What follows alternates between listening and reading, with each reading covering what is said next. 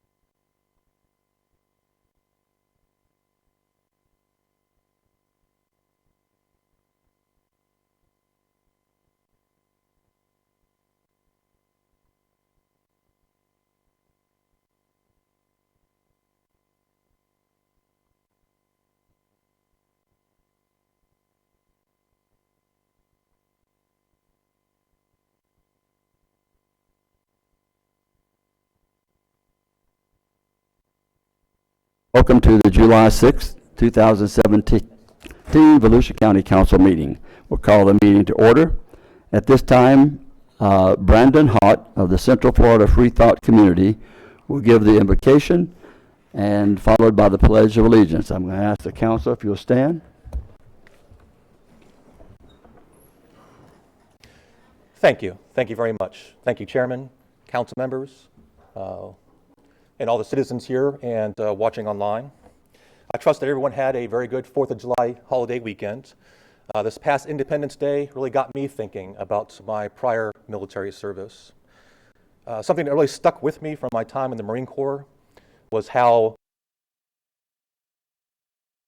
everyone is always looking out for one another, regardless of the circumstances.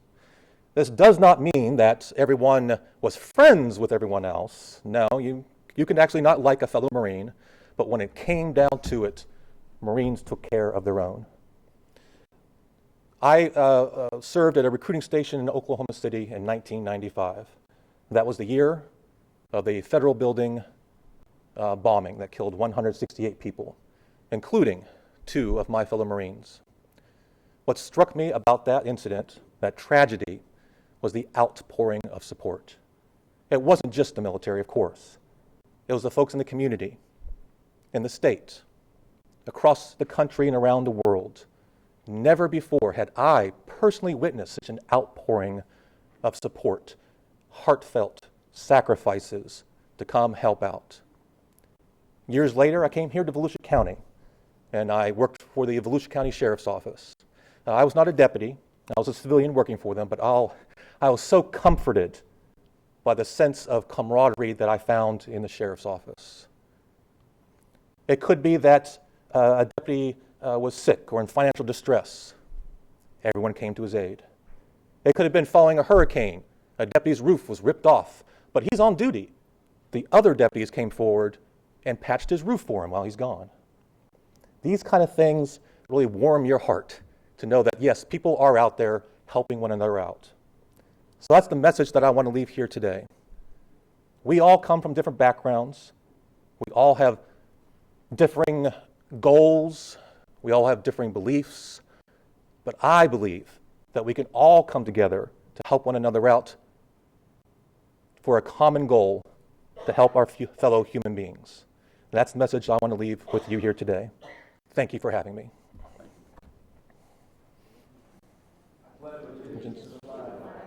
Of the United States of America, to the republic for which it stands, one nation, indivisible, with liberty and justice for all.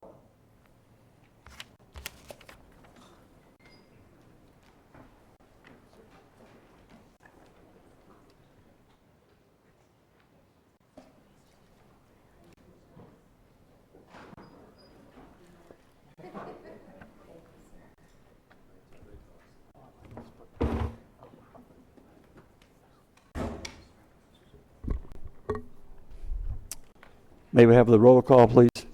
Yes, sir. Ms. Cusack is absent today. Ms. Denny's? Dr. Lowry. Here. Mr. Patterson. Here. Ms. Post. Here. Ms. Wheeler. Mr. Kelly. Yes, here. Thank you. Unanimous vote is 6-0. Thank you very much. Is there anyone who wishes to comment on any of the consent agenda items? I know the manager, Deneen, would like to comment on item T. Anyone else on the council?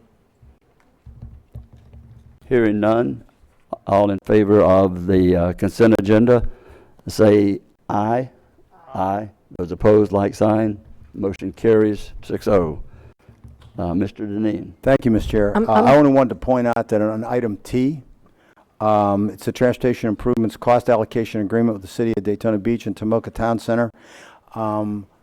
We've, as you know, you all know, Mr. Chair, you know, especially all the issues about trying to get money for transportation.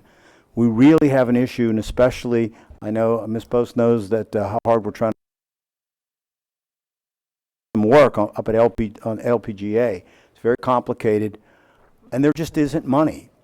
But what we were able to do, and I'm very pleased with this, was we found a way with the recent development to be able to set aside, get them to agree to set the $1,796,000 aside into what we now call a pipeline program, which is a specific improvement what we'll do in the area when we get enough money for that segment, which is about $6 million.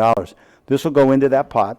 They give up their rights to ask for the money back, based on the time frame. Obviously, we had hoped the time frame would go quicker if we got the $3 million from the state, which they took back. We're still fighting to try and get that. We need about $6 million in that fund. This money will go in there together with other funds that will come from other projects in the area. And then what we've all agreed was once that amount is hit, then we'll build that segment of that improvement. What it means is eventually we'll have enough money for that segment that'll help from transportation and the congestion that we have. But in the interim period, we will just have to put up with the congestion until we make that improvement. But at least this gave us an avenue. I want to say, though, that without everyone cooperating, this was a real exercise in coordinating our efforts and being creative and finding a way to put the money aside so that we would have a program at a time when we don't have enough money for transportation.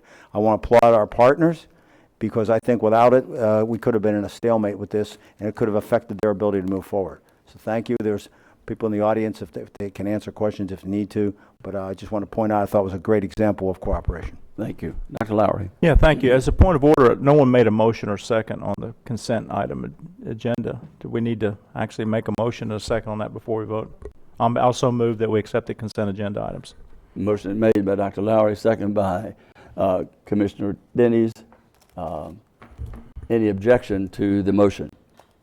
Hearing no objection, the motion stands. Sorry about that.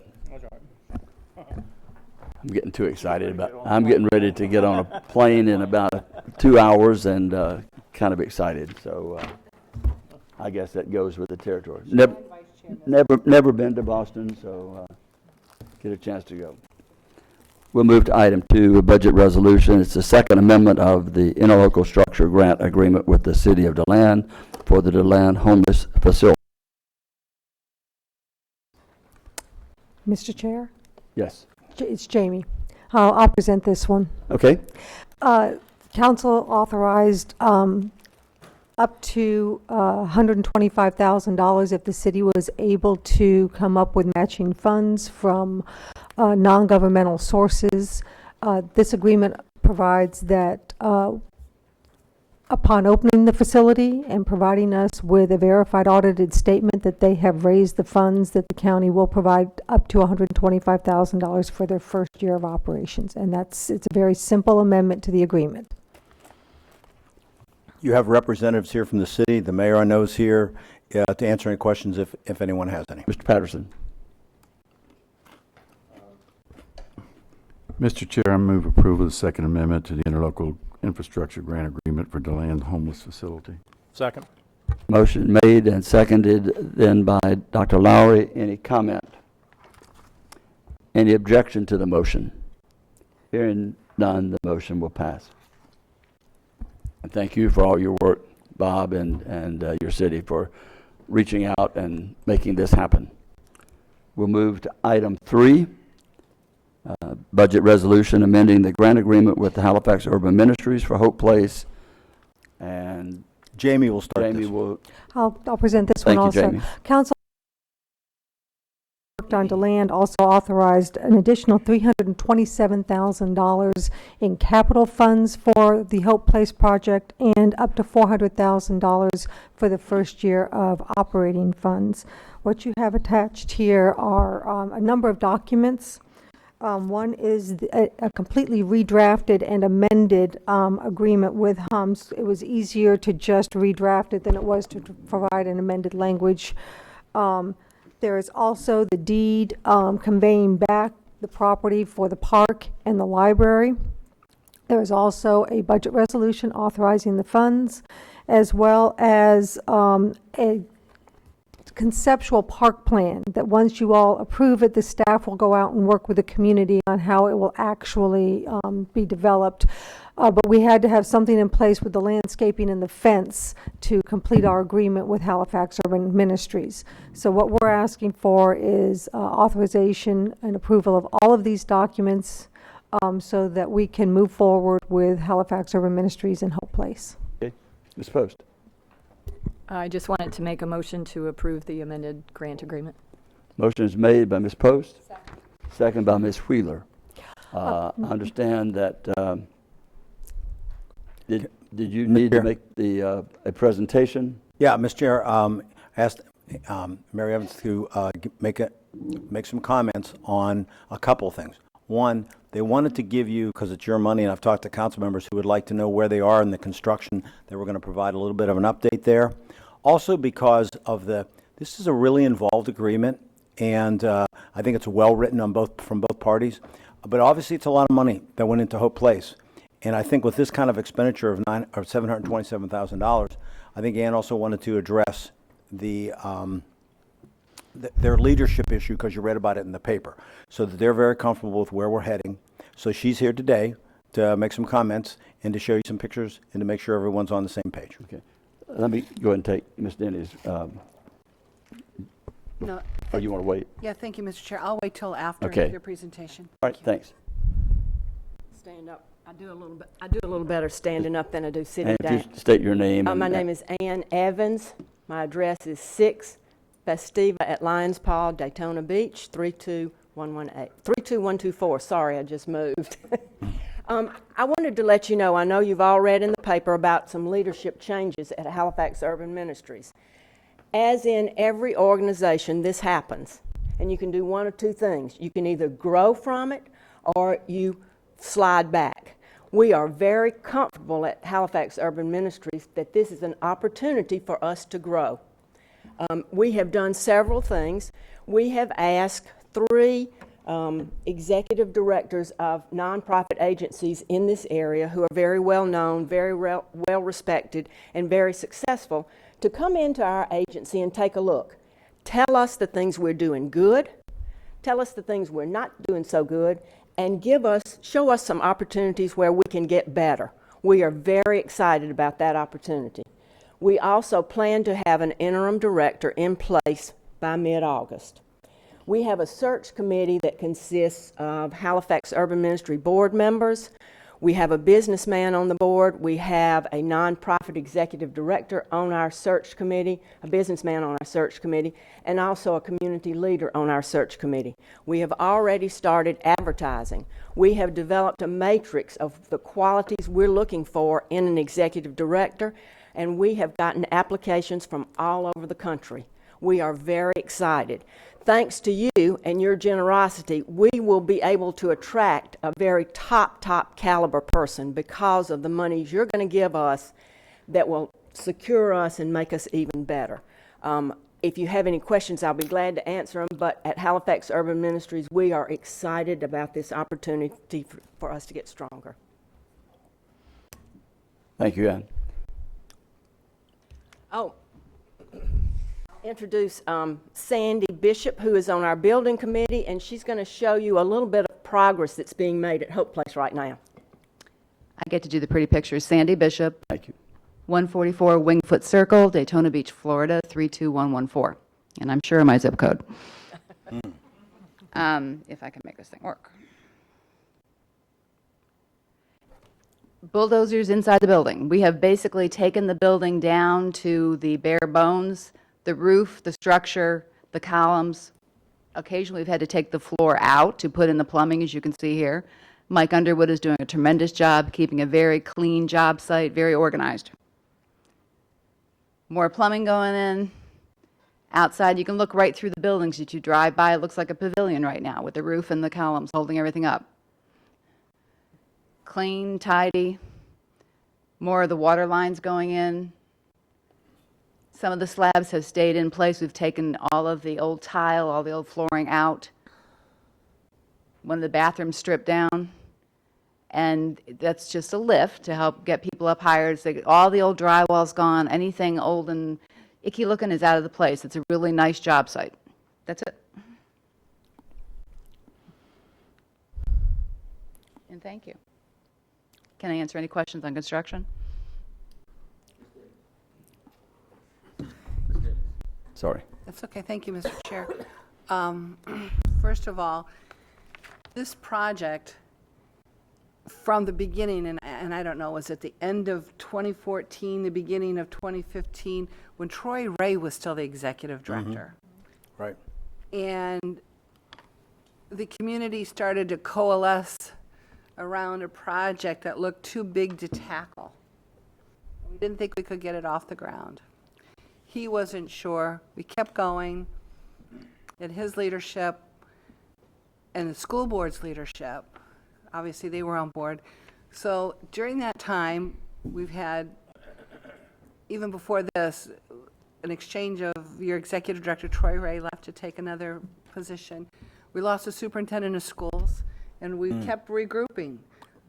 We're like, okay, let's just give it time to settle in leadership.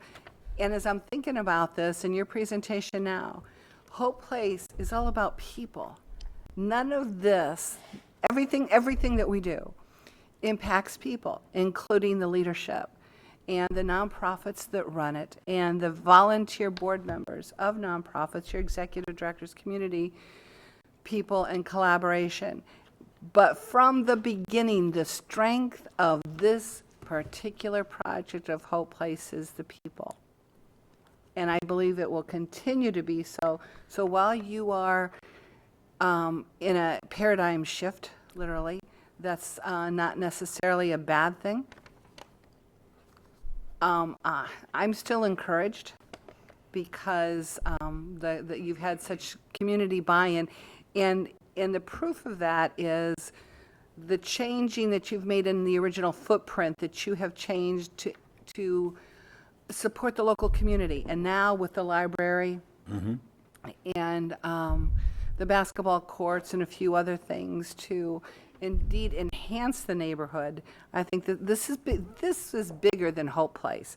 The footprint, geographic footprint here is going to impact more than just families and children. So I'm very much encouraged in watching the ebb and flow of every project. My goodness, everything we do changes. I haven't seen one project come through here yet. Very rarely, I shouldn't say any, but very rarely do we see a project, especially this magnitude, that engages so many different agencies and people that hasn't changed, or we've amended a contract, or there's been a change. So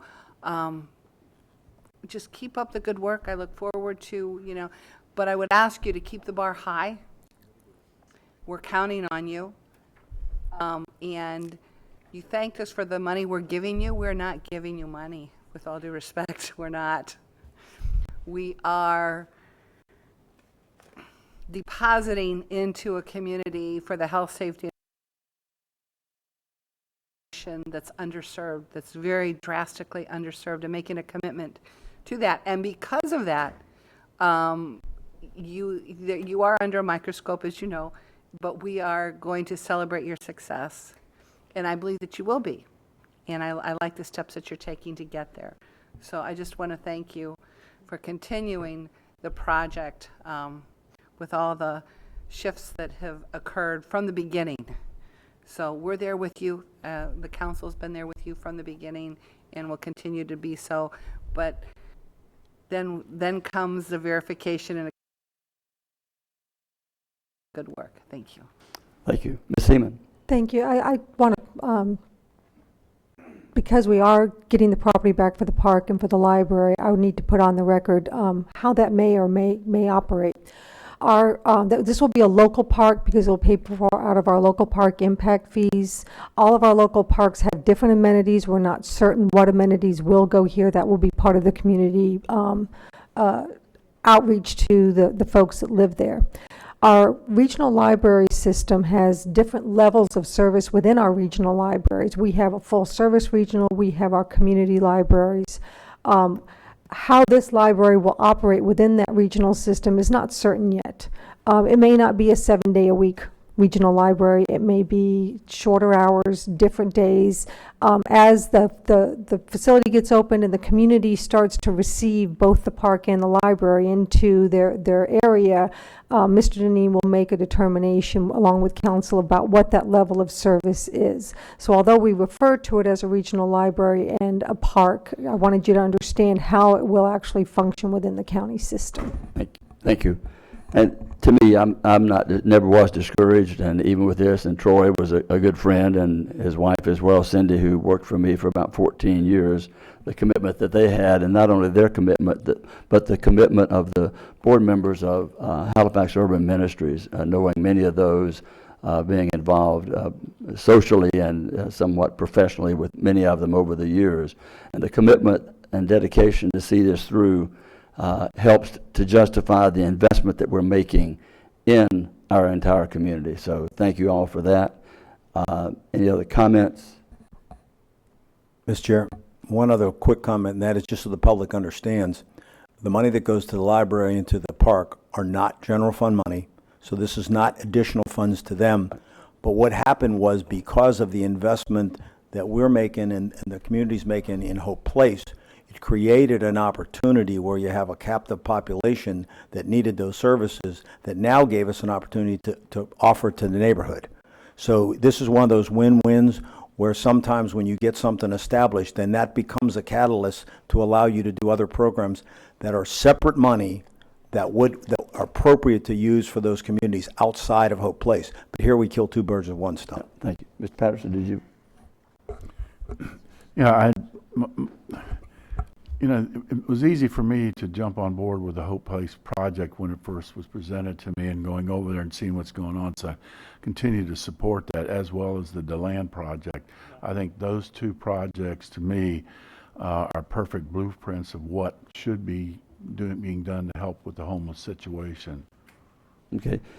Any objection to the motion? Hearing no objection, the motion passes. Thank you both. And who made the motion? Ms. Post, and seconded by Billy.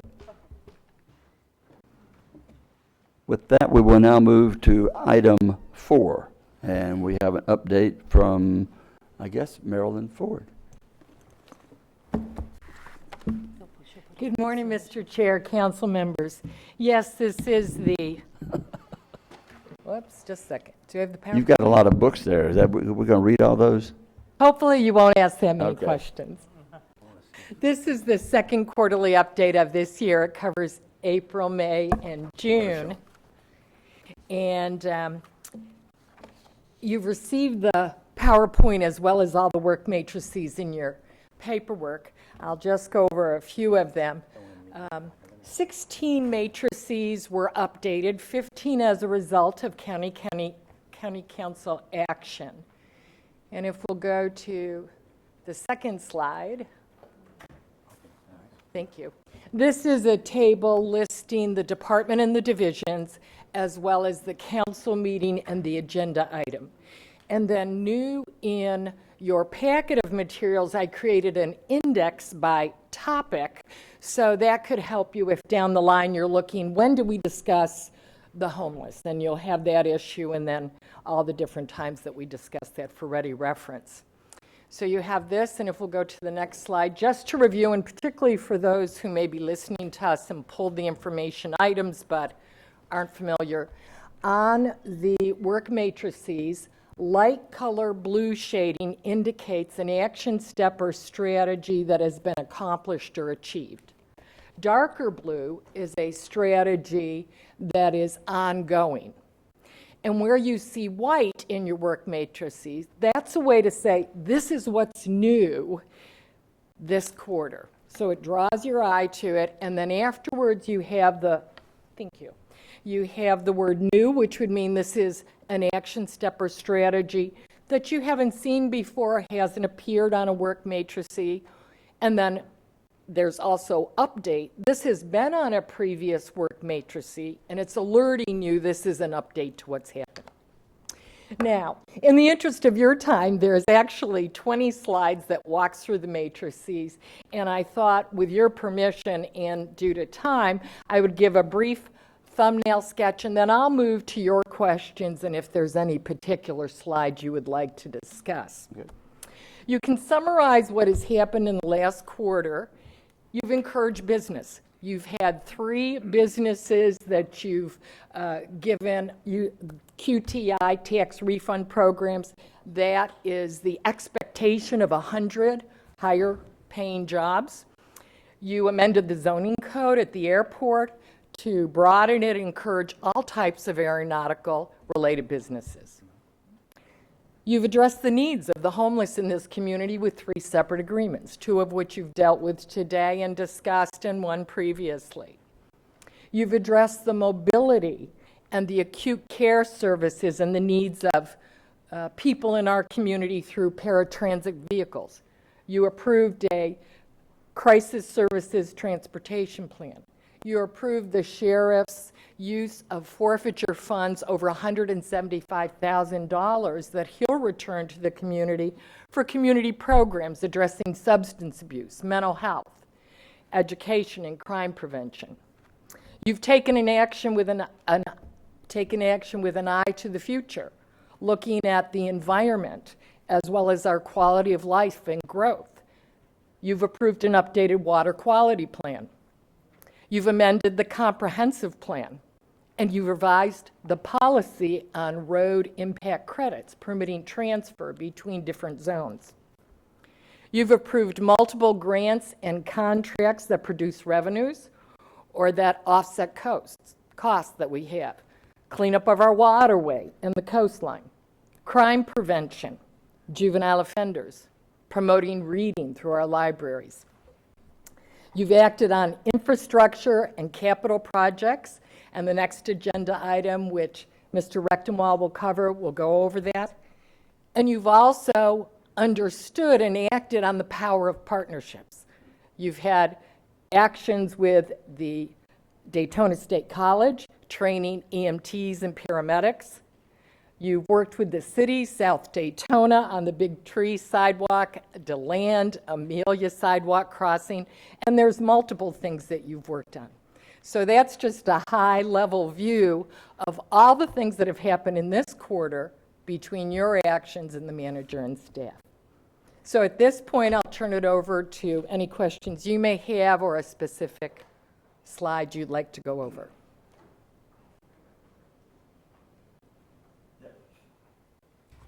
Thank you. The kind of information that kind of like the CAFR report, unfortunately, I do read. Question though, and just a suggestion, when we look at 54, which is slide 15, the NSB Boardwalk and Fishing Pier, why don't we break those down into separate projects? Those are separate projects with separate contracts, and the pier is completed. Yeah, we can do that. See what I You're mean? referring to the action step, what's in the dark blue? Yes. That was listed because both are related to the Dunes Park, so that's one broad step. And then what has now been completed is the fishing pier. I understand that. No, what she's saying to Marilyn is we could have broke that into 2 because Into 2? there's 2 significant projects. I gotcha. And she's right. She's right that they're both connected, but that they are 2 separate, and they're big enough to be 2 separate projects. Right. so we can divide those. And let's take our successes where we get them. If we finish a project, let's take them, because sometimes these are years coming. And the only other thing, and I really like the format, that I would ask in the front page, an executive summary of completed projects. In other words, instead of flipping through all of this and seeing, is it white, is it light blue, is it dark blue, after, the first page, just put first page executive summary, just the completed projects, and where they. Would you like a narrative or just a bullet? I'm Here are just the looking for 10 bullets. things. Just bullets. The fewer words, the better. Just even a one-page summary of what got completed in that particular quarter, and what department it is, what page it is, and the date of completion.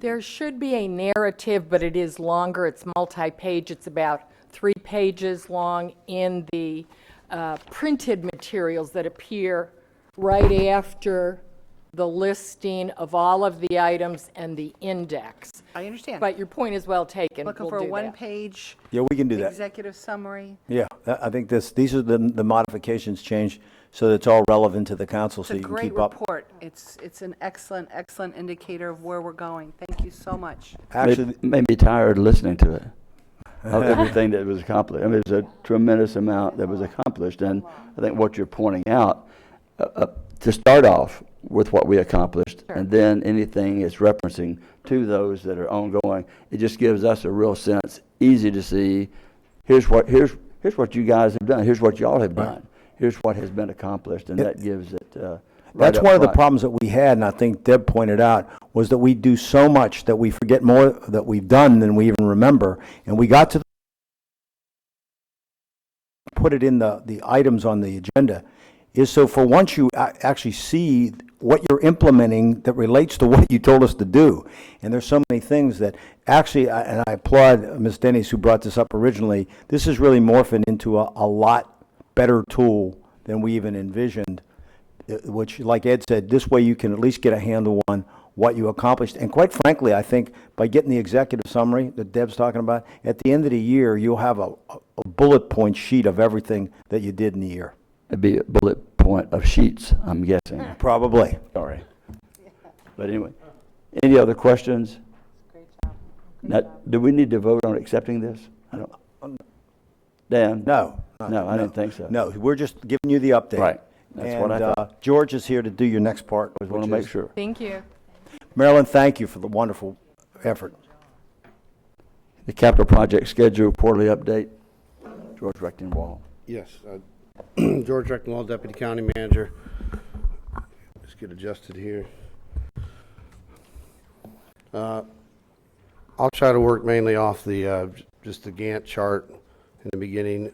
Each of the projects, if you remember, also has an associated project sheet with history of actions that are on that. I want to point out right off the bat that we added a symbol into the chart because we're doing some things differently, and we needed a different way of looking at some of the schedule.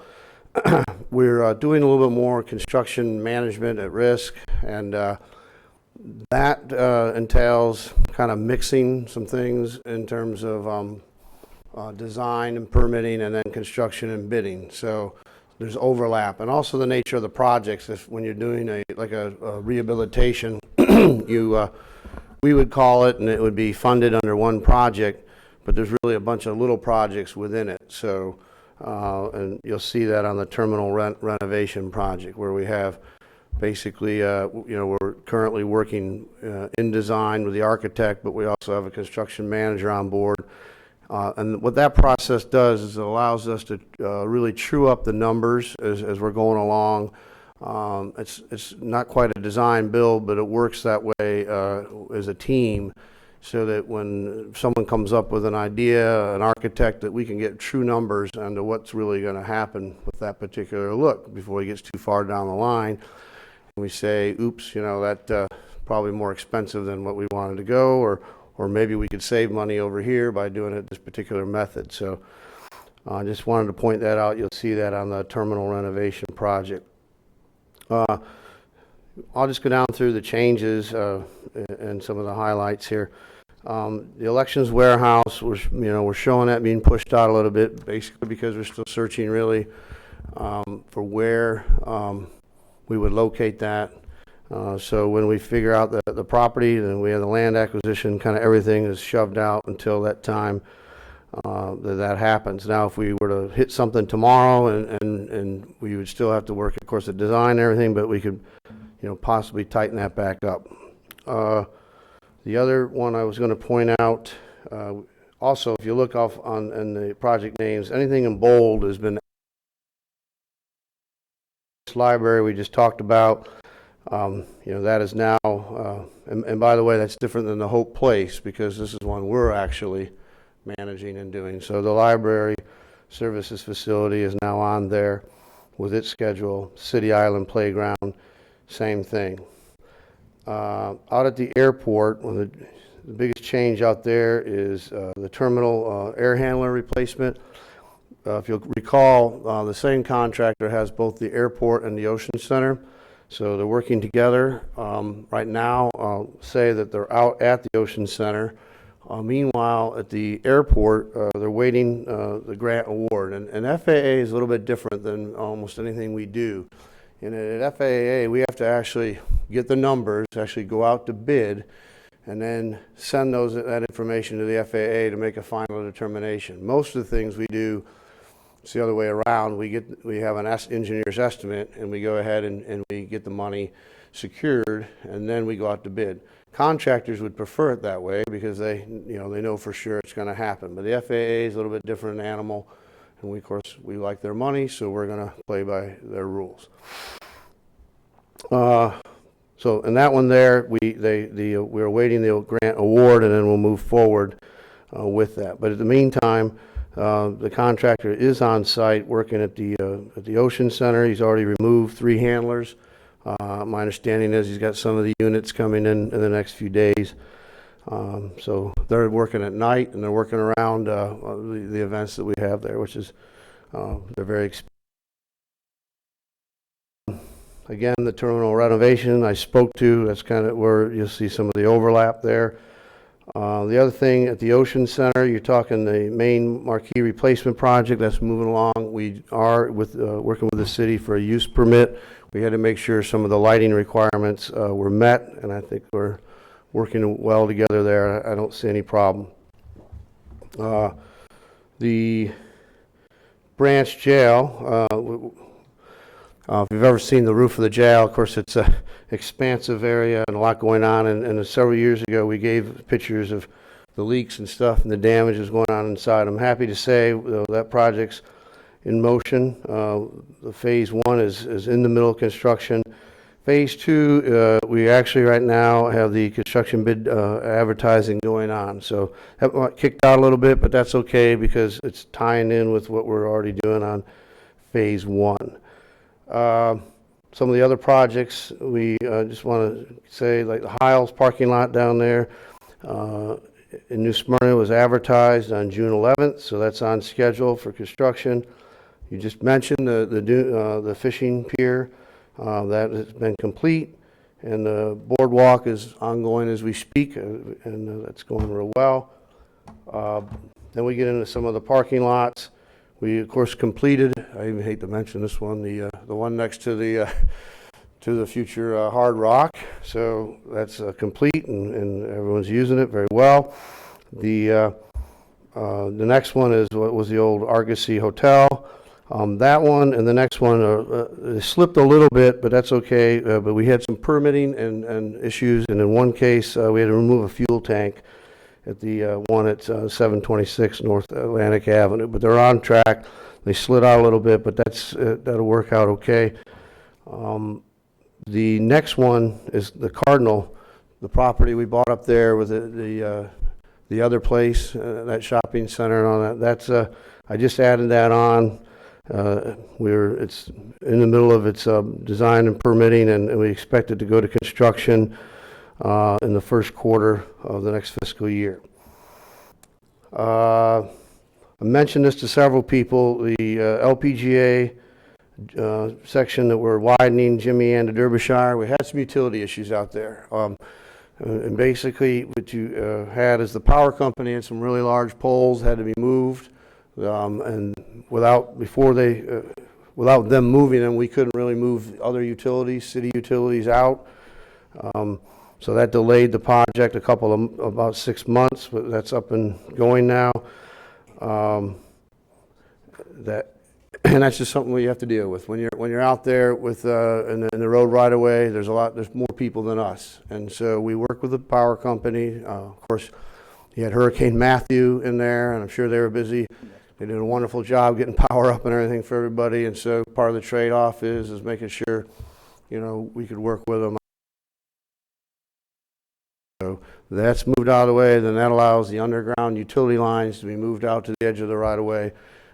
We work with what we call a joint project agreement with the cities, and it becomes part of our project, and our contractors move them out of the way. So it's worked out really well. In the old days, I would say, we would have to wait, and they would have to solicit bids, and we'd have to go through that whole process and wait for them to get out of the way, where now we can really put it all together. And so it works well. And but in this case here, we're not moving the electrical lines. That's something that we let the power guys do.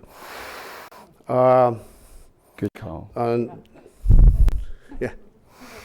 So the last two things I'm going to mention, our Public Works Service Center, we've talked about that.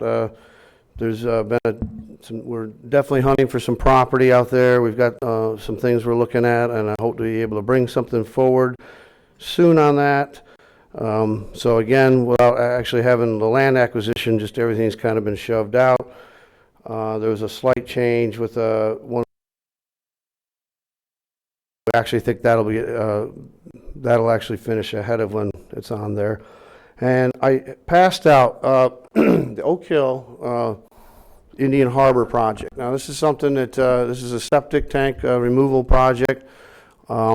Unlike most of the other projects on here, we don't have all the funding secured on that yet, so that definitely is a little bit different than where most of these others. However, as we've talked in the past, it's something that we've gone out, we've sought grants. It's part of our water quality initiative. We've met with the city. I think we have some exciting things going on, and so I just want to show that, and it's also in our upcoming budget, which will be handed out, that we have the money in there for a match for any design money that we can get going on that. And I think it's, so really on a Gantt chart, it would really not have much to show because I don't know when it's going to start yet, but it is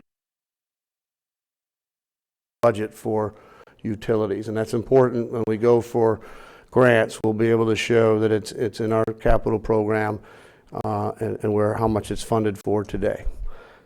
That is kind of the highlight of where we're at with everything. It's a pretty extensive list. A lot of other things I didn't touch on that are definitely ongoing. Everybody's really busy out there, and considering what we're looking at with construction pricing and shortage of people, we're still doing a really good job, I think, of getting things done. Thank you, George. Ms. Wheeler? Yeah, George, I would just like to ask, how are things going on the Veterans Memorial Bridge? They're going well. We met yesterday with the vice president of Johnson Brothers, and they made some changes in their staff, which we were supportive of. And it's a tricky job, and there's some challenges out there, but we feel confident that we have things going back, in a good direction. I think I mentioned it before. Technically, they're a little bit behind, but when a 3-year project, it's really hard to say that yet because they have the ability in other areas to probably make up time. So, but we're going to work with them. There's some challenges in terms of it's a very tight workspace that they have out there to build a bridge that size. So we may be helping them with land if we have any that maybe they can store some stuff on and things like anything we can do to help expedite. Of course, we'll help do. It's an important project. So, but I felt really good in our meeting with the vice president yesterday. I would like to add to that, Billy, and that is, one of the other things that complicates this is that while we're handling it locally, this is in a partnership. But this bridge is actually a federally funded through the state project and not locally funded. And that becomes a little bit cumbersome, especially if you get any overruns, if there's any kind of a change order or whatever. And so part of what, I met with one of their vice presidents yesterday to talk about, you do have things that come up in construction projects. But this isn't just a normal project where it's all our project, all our money, and we have all this leeway on the say on how those things are funded. And the money that has to be approved has to come from the federal government and the state government. So that becomes, I made that clear yesterday, that's a lot more cumbersome than it is when it's your own project with your own money. And so it's a challenge, we're dealing with that, but here's the point. We are jumping on this right in the beginning, where we're starting to have, happens in any construction projects, some little bumps going down the road when they're starting to build this as a big bridge. Now, one thing that we pointed out yesterday that was interesting, even the bridge contractor did not understand this and was taken aback by it in a good way, was that we do believe that we have the only monument in terms of a piece of infrastructure dedicated to veterans that represents every conflict that American soldiers have been involved in. And what we found out is, I always thought there were other pieces of infrastructure that were dedicated that had that. We're finding out that no, we may have the only one that has all the conflicts noted, which could make us very unique. And they also found out now that the contractor did, and it's a big bridge company, it's a good bridge company. For the first time, they said they're starting to hear from veterans too, because they're starting to pick up on both the design, the fact that this may be unique in terms of something dedicated that touches on all conflicts that we had. And so we told them, they need to make sure they up their game, because this is a really important piece of infrastructure for not only the overall community, but for veterans particularly.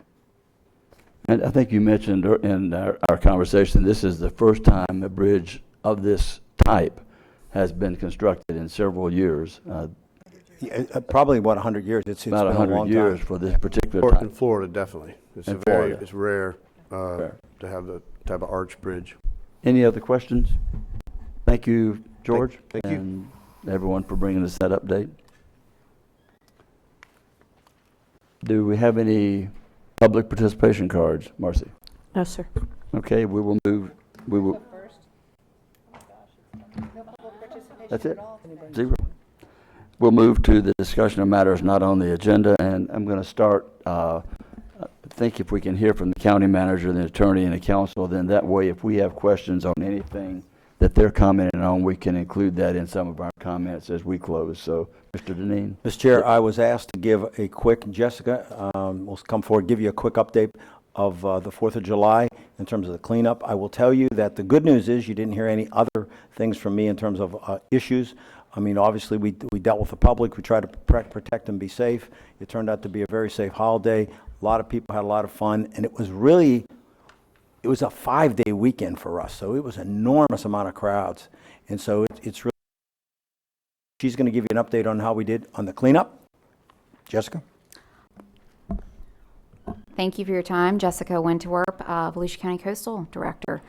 Mr. Dean's correct. We did have a 5-day weekend, but it was a 6-day event for us because Wednesday, which is the 6th of July, is kind of our all hands on deck. Everybody works. I think I put in a pretty long day yesterday. There we go.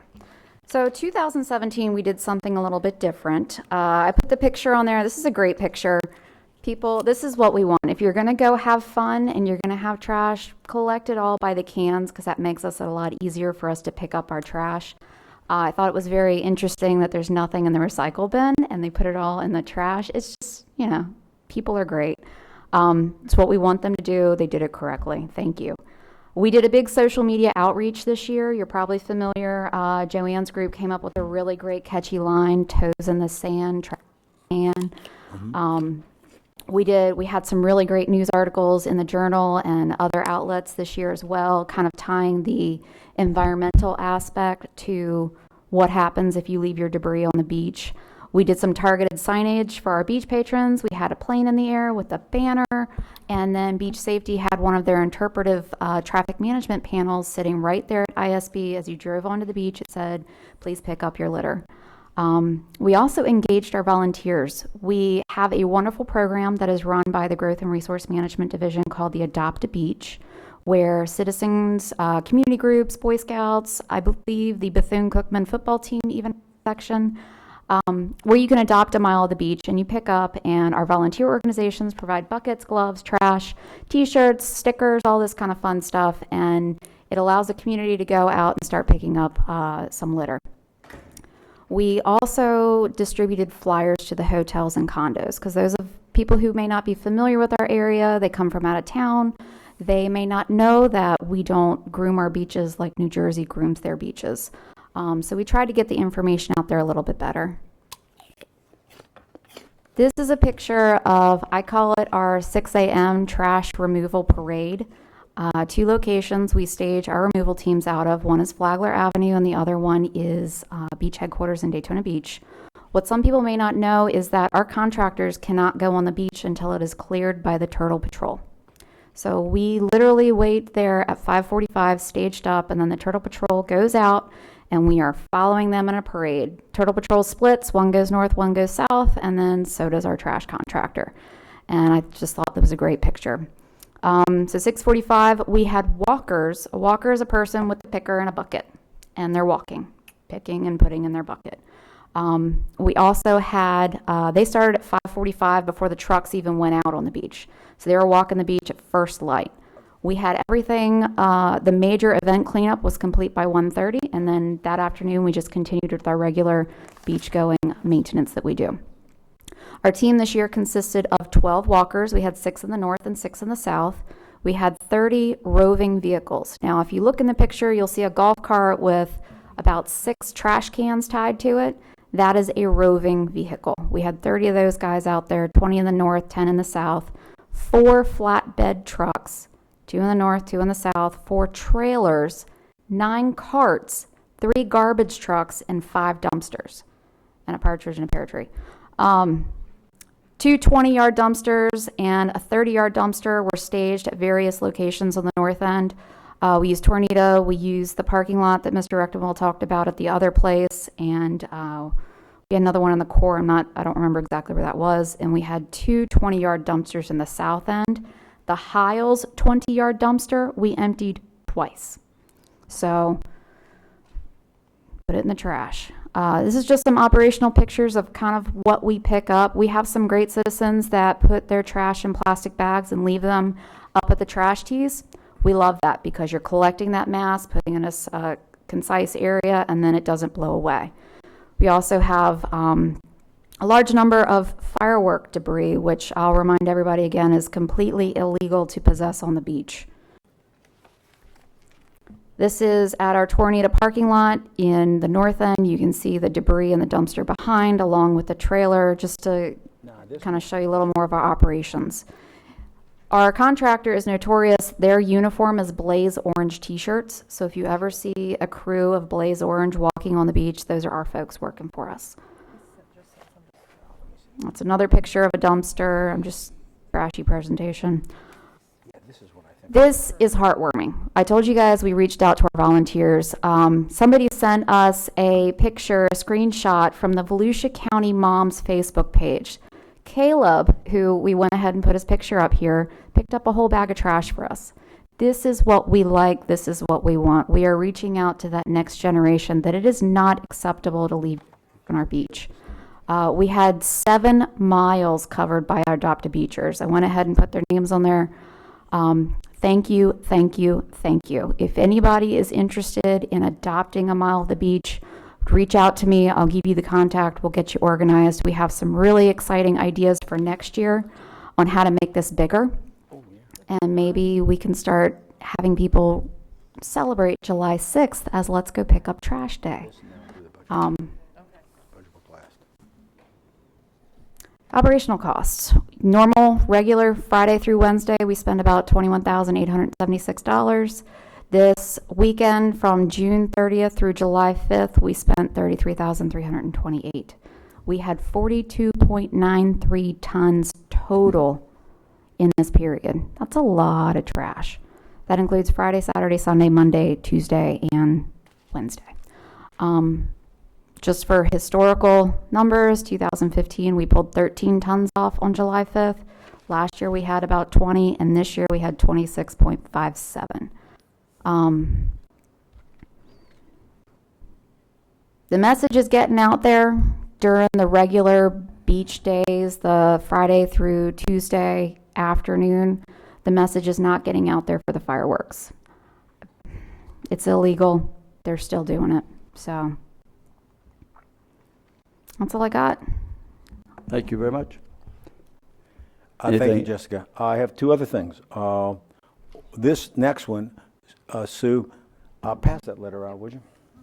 I had an opportunity yesterday, and this is one of the times when you're glad you're the manager. I had an opportunity yesterday to act on something very quickly that I think that you all like, and I want to pass along to the council. And that is, Sue, you can put the picture up of the ship.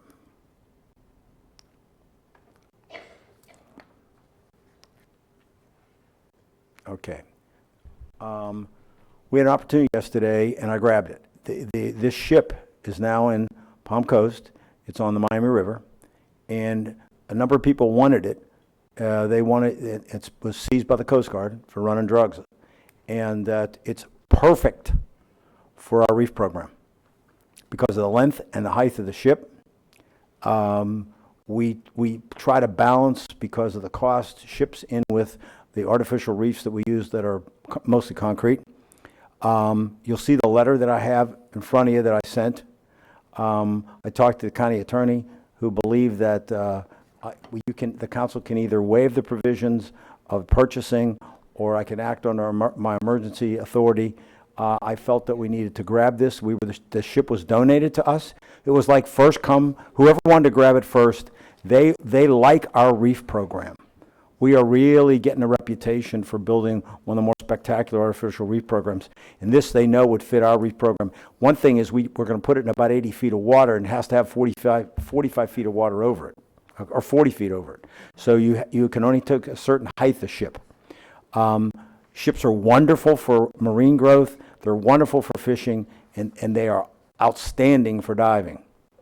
So we got the ship for free. We worked out a deal with our contractor. His original price was, I think, about $250,000 until he actually saw the ship. The ship's in great shape for what we want. It's $125,000 to clean it, to bring it up here, to sink it for the reef. We are getting donations. We already got one for $25,000. So my goal is to try and get our costs down to even more. But this is the kind of thing that really enhances the artificial reef system. So I'm letting the council know and make sure that you're all in agreement that we move on getting this ship. What I'd like to do, because I think this is wonderful for both the council and the public, is that this would be one of those opportunities where when we do bring the ship out, probably in September, to Scullo it, that will provide a boat out there large enough for all of you, if you'd like to be out there, and to open it up for as many people in the public that could get on for free, and they could come out and see exactly what we do when we scuttle a ship for the reef program. I will tell you that if I took the time and asked, I could fill this room with people that would support us doing this. Our reef program, I am extremely proud of. When I got here, I talked to the original council. We had about 40 sites. We now have about 110. They are used not only by recreational, but the commercial industry now uses them. They are the only program I have ever worked on in my entire career where I had no negative people. And so this was a wonderful opportunity. I hope you agree with me.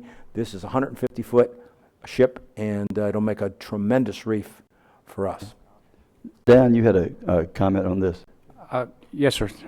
I guess of the two, I would recommend that the contractor's already been selected through a process. I hired, except the manager's purchasing authority, but of the two, I would recommend that you adopt a motion to waive any provisions of the purchasing ordinance that may be encountered in bringing the Lady Philomena to be part of our artificial reef system. Is there any motion to that effect from the council? Motion to approve? Motion made by Ms. Wheeler, second by Mr. Patterson. Any objection to waiving the authority of the manager for this purpose of purchasing? Waiving provisions of the, any applicable provisions of the purchasing ordinance that would be encountered to effectuate this process. That's kind of where I was going, but I didn't get there quite as nicely as you did. But you've heard that. Any objection to the motion? Hearing none, the motion will pass. Thank you. Ms. Wheeler. Yes, I just wanted, I know I mentioned it to you, Jim, but if you could just tell everybody where we're planning on. At this point, we were going to put it on Site 12, where we have a lot of other ships. For you that fish, you'll find that ships attract, aside from a lot of bottom fish that people fish where, they attract the pelagic. So whether it's wahoo or king mackerels, Spanish mackerels, and dolphin, they really get attracted to these types. Our diving industry now has really started to expand. I know because I dive, and we didn't have as much to see. Now, there's a lot more opportunities. There's always people diving if the clarity's there, and there's a lot of marine life. And where is Site 12? It's about 9 miles off the coast, straight out the inlet. Straight out the end. So we have the chart that shows where everything is. But I think people will find this exciting. This is kind of the icing on the cake of artificial reefs when you can put a few ships down. Okay. Mr. Patterson. I think it's a great project. I know when, back in the early 70s when I was in the Navy, we hauled a Navy old scow Navy cruiser down to Key West, and we blew it up and sank it off a reef there. It's exciting to watch them go down, you know. I don't think they're going to be blowing it up like we did. No, we cut holes in it. Okay, well, we were testing the integrity of the ships that they were building during the World War II period, and that's why we were bombing the living bejeebus out of her. But it's watching that, and a few years later, I read an article about how that big ship just, the sea life just, it's unbelievable. It's just incredible what it does. It really attracts them in there. I'm planning to attach our logo. Okay. So when people dive on it and they take pictures underwater, they'll take a picture, maybe they'll take a picture of our logo underwater. Thing I have, which is very important, and I'm happy to say it tends to be a little bit anticlimactic because we do the budget all year long, is I'm going to give you, as I always do, I officially hand my copy of the budget to you. My budget is the outgrowth of the 5-year plan you've already looked at. There's no surprises in it. Obviously, we will discuss it later, and you have to decide to adopt it, and we also have to look at setting the trim rate. But at this point, I should give you the budget. I will point out, if you read my cover letter, I think that'll help you understand everything I have in it. I am happy to say that while we have to really watch what we spend, and we reduce the workforce, we do not have the opportunity, in my opinion, to go back anywhere near to the size of workforce we had at one time. We cannot afford it, so we have to watch what we add. But I will tell you that we had 3 new elected officials for the election supervisor, property appraiser, and the sheriff. And I think any new person comes in, they wanted to do their own reorganization, and they wanted to make some of their own changes, which I respect. And I accommodated the requests that all 3 made within my budget. In other words, I thought they were reasonable requests, and I found a way to get them in the budget without actually increasing a cost in the budget that would increase the rate beyond where I said that I probably would establish. While you're talking, I've been asked by several people in the public about the recent activity that we saw at the Speedway and then on the social media as far as the negotiations. Can you give us a brief update of where we are right now with the only thing I'd like to say is, because we don't comment on negotiations, except to say that there was a misquote in the paper. There was an offer made to them on retro pay and finalizing this year's contract. That was put in writing. So it was put in writing. We have not heard back from them on that. The other thing was that when it comes to the proposal, we are still waiting for their proposal. They gave us a proposal that was a partial proposal of which the council received, but we didn't really make a decision on it. You'd have a partial proposal. So we're still waiting for their proposal. And at this point, we're still waiting to get them to agree to meet again. Okay, thank you. Mr. Eckert, Nothing, sir. we'll start with the council, Ms. Dennis. Thank you. If I could just piggyback on this budget here, Mr. Deneen, with FEMA reimbursements being slow to come in if non-existent, I know that we use the reserves, especially out in the MSD, for the private roads. Right. My concern is if we get another hurricane event in this season before reimbursements come in, will that have, what kind of impact will that be? I'm hoping it's not going to happen, but plus we still have, 26 million that we're out or waiting on reimbursement from FEMA? We'll be in about the $17 million range. If we get hit with another hurricane, God help us, but if we do, we'll find a way to get by. But will it have a significant impact on the budget? Absolutely. If you remember, I'm still on track for the Go to Zero. And the Go to Zero is not some kind of just a term. It's a reason to get us to no debt. That is still on track in the budget that I handed you today.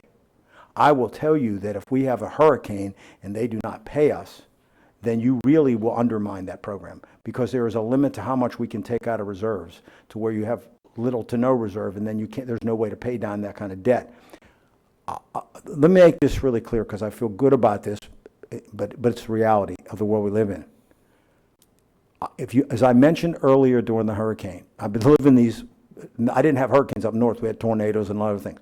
But the bottom line is, everybody wants you to react at the moment, which you need to react appropriately. But if you don't document what you do and do it right, you will never get paid. And so now, here's what happens. That moment's gone. Now the big moment starts. Now people need the money. I will tell you that we have crossed every T, dotted every I, and as well as we did in the past, and George was really involved in that, we are so much better today in terms of being able to document. We actually know every pile of material we picked up by GPS. So it's not an issue of us not having the information, and we have everything documented that Jessica did and everyone did about our damage. It's that they are very slow to pay. They let go almost all of their people in the state of Florida, which put us behind. They have changed their process. And here's the other thing. You were in an event where it was up the whole coast. And so they're not just worried about Florida. They're dealing with FEMA concerned all along the coast. And now they're getting ready for another hurricane season. We better hope nothing happens, because I'm fearful that it's going to take time. I do feel comfortable that we will get reimbursed. I will tell you that there are a couple of people, other governments that we dealt with, that we gave advice to, because they tended to get out there without doing some of the follow-up that we talked to them about. I'm telling you right now, they're finding out they may not get paid. That's what was always my fear. And we'd warned a couple people, because we had been through this, but we also saw what was coming. So I feel comfortable that we could not have done a better job, but if we get hit, it could hurt us. Okay, thank you. Thank you. And Sue, do you have that picture on the Charlie Clark Memorial Road? This is a project we've been working on with staff for a couple years, and I presented it in Oak Hill City Commission chambers last week. While she's going there, I'll talk about the other one is the Turnbull Bay Bridge Road. Construction has begun. I'm actually getting comments from citizens. They're seeing the utility work out there, and they're saying, "Did you know?" I said, "Really?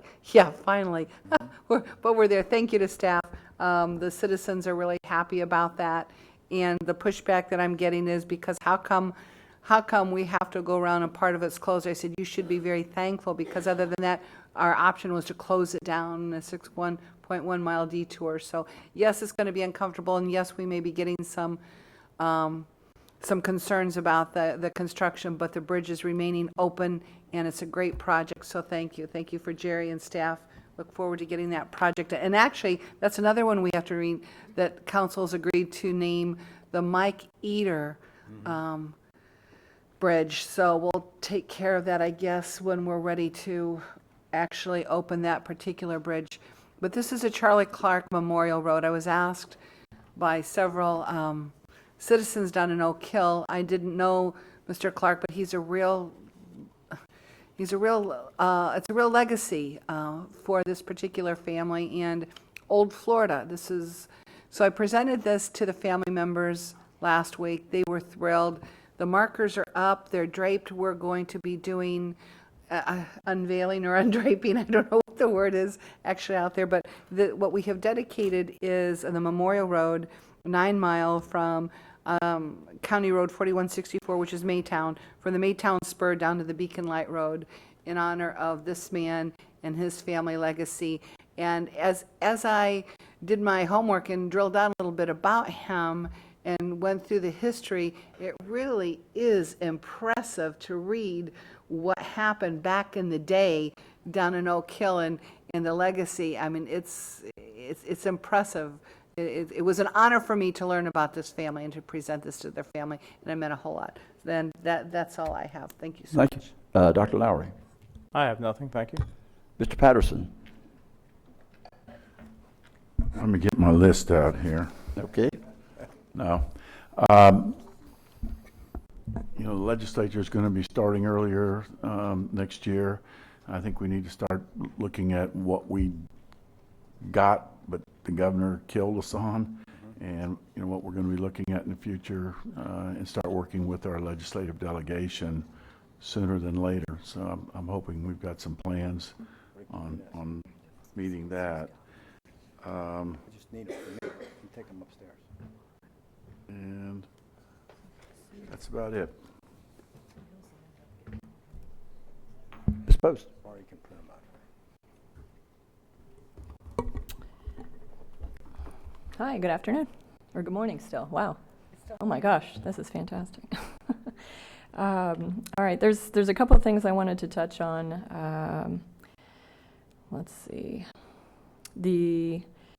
I wanted to make reference to the July 5th cleanup. I went out there to the North Beaches as well on the morning, yesterday morning, and was very disheartened at the amount of fireworks garbage that was on the beach, and realizing that as one person it's very hard to really make a dent, but was happy to see that there were other people out there. So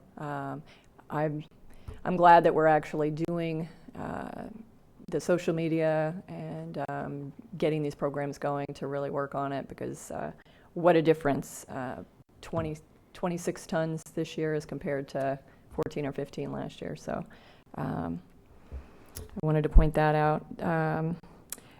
The only other thing I had was myself and Councilwoman Wheeler went down to the Florida Association of Counties Conference and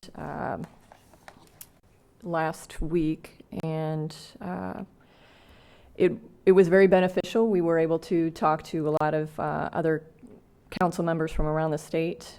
Everyone from Flagler was there, so that was good too. But we were able to attend a lot of different sessions on beach issues, the sea levels. There was Mayor Jacobs and the county manager from Broward was there talking about the Pulse nightclub shooting and then the airport shooting. So there was a lot of good information for us. I did want to say as well that the association had asked me to do a workshop on situational awareness, and so I was able to do that for the other council members down there, and was able to save Volusia County a little bit of money because they then paid for my conference and some of the hotels. So that. And also, I was appointed to be on the Health and Human Services and Public Safety Committee for the state, and I'm now on the board of the Florida Association of Counties as well. I was elected to that, so I'm very excited to represent in that way, and I'm really glad that we're getting people out there. Councilwoman Denny's consistently mentions we're regional, we're state, We're a county, and we really need to be getting Volusia County out there. And I know I discussed in staff with the county manager about really starting to get Volusia County and the name out there and attending these different things and really getting our county known. So I'm excited about the future. That's it. Thank you. And thank you for taking the time to go to the conference. I know it's kind of hectic and presses your time, but it's well worth it to go and to learn and to share. So thank you for doing that. Ms. Wheeler.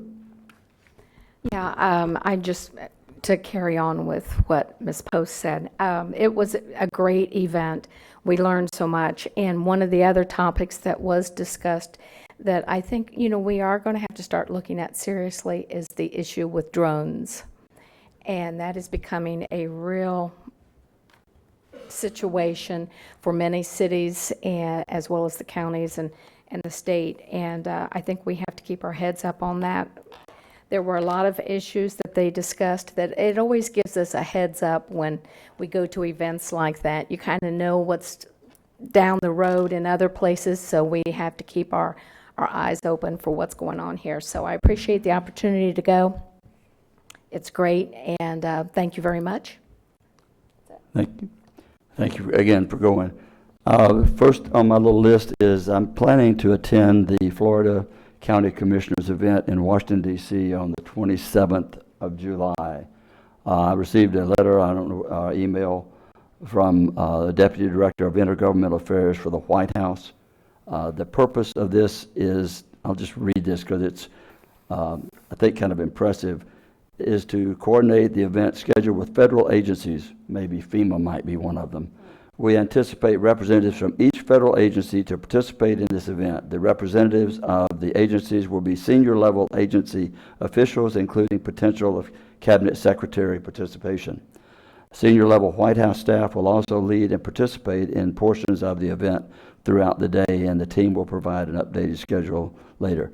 One of the primary goals of this conference is to ensure that you are introduced to and put in contact with appropriate officials at each agency to ensure efficient coordination between the federal agencies and the Florida counties.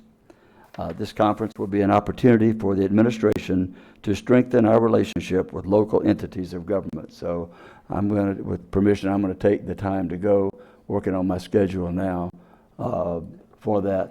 I think it won't hurt to have us out there as we're talking about local, regional, state, let's go national with it. And it never hurts to put a person in contact, just an initial meeting that you can do with someone at some level, as well as possibly, since they won't be on the August recess yet, to meet some of our elected representatives and maybe even senators. So I plan on going on the 27th and hope to bring back some good reports and some good information on that one.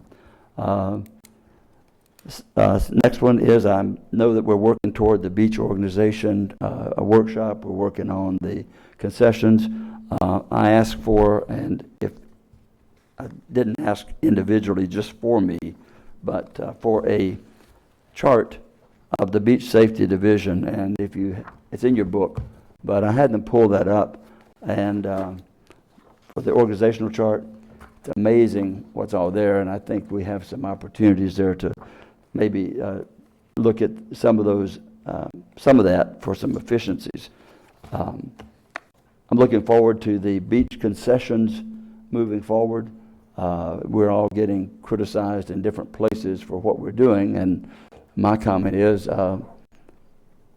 the only comment which we've received from staff is that those decisions, the final decision, will be made by us, the council. Right. And what we're doing right now, was put out an RFP for proposals, and any decisions that will be made, which we had no input into the RFP, as we shouldn't, but we will have the decision-making ability when it comes to us in the very, very near future. I'm guessing within the next couple of meetings, I'm guessing. We're planning on bringing that forward to you the next meeting in July, and okay. Not to conflict with that, but the council did have the opportunity and was involved in understanding what was in the specs. so that it was reviewed by the council. But what you also saw was the comments that we got back on the required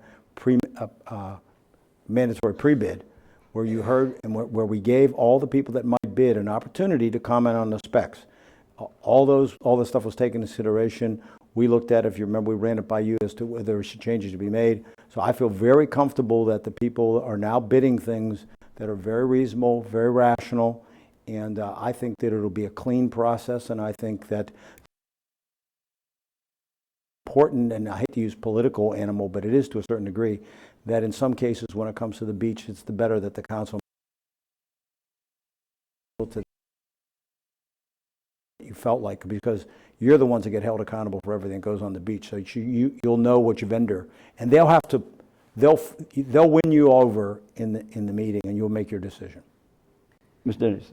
Yeah, just a comment to this process, and I'm really glad that you brought that up, because we are in the RFP process for council members and Yes. negotiation, just like with the union, it's a blackout period. Correct. Meaning discussion doesn't happen at this level. So just I know some of us haven't done this before, so just be aware that, because I know I've been approached, but we are in a blackout time, so cannot comment until the RFP, until we get through here. What just we'll for do, our own sake. what we'll do with your staff to make that, is to make sure that if anyone calls, and that's their intent, is to talk to you, even if they don't have bad motives.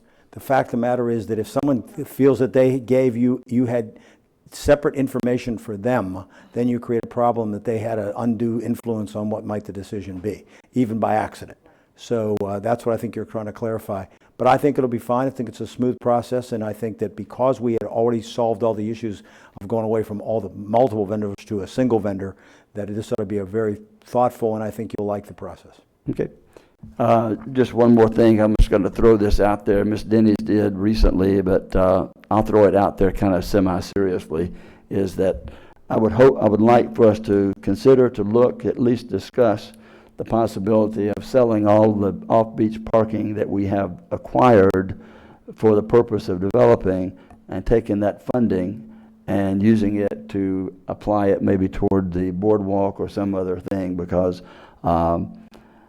I personally don't know that we really need to provide parking right now because we have beach access. I would like to see us improve. This is only for discussion. It's not saying we're going to do it, but I would just like to discuss it. If 6 of you say no, I've at least expressed my concern, and I think at a point in time when we do have to require parking for off-beach because we have no access, we can build a 15-story garage at one of the ramps or something and let the cars go in on elevators. I'm joking about that part. But anyway, I just think it's something to consider, to look at. And I probably know the answer, but I just feel like that maybe it would solve some of the confusion that we have with people saying, well, you're buying this just to get us to close the beach, and that's not the case, and we all know that that's not the case. We're buying it so you can have access when you don't have access due to certain situations. But with that, thank you for the very good meeting today. I'll be able to make my flight to go to Fenway Park tomorrow night and watch our son headline his first stadium tour, which is kind of huge, at Fenway Park, which we've never been to Boston. We're going to do the walk and everything else that we can in 2 or 3 days. So thank you, and meeting is adjourned at 11:22.